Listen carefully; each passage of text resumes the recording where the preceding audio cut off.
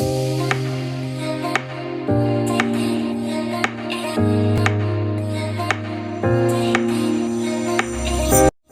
you think that dentists, doctors that don't know real estate should be in real estate that have a certain net worth?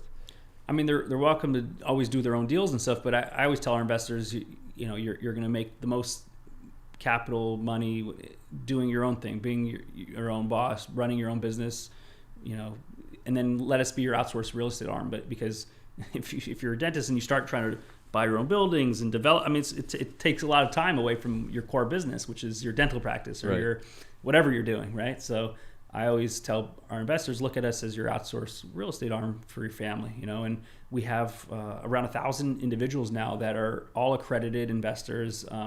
So they have all kinds of net worths from lower to way high. And as long as someone's accredited, meaning they earn, I think, over $250,000 a year or have a net worth of $1 million or more, excluding their personal residence, then they're welcome to invest with us. And there's a lot of people out there that have those qualifications and they just don't know where to start with real estate. And look, to dip your toe in, you could always buy REIT stock. There's publicly traded REITs, there's private REITs, but to own direct real estate, which has all the tax benefits, and you got to have a lot of money generally to buy a building.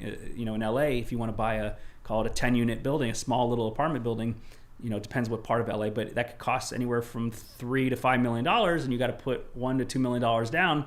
That's a significant amount of capital. But if you put $250,000 into 4 to 8 of our deals and spread it into multiple deals, you're not going to have any management.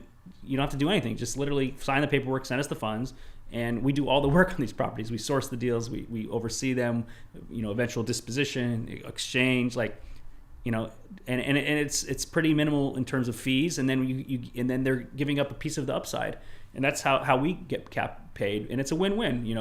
If the investors do well, we do well, and our goal is just to help our investors invest in real estate.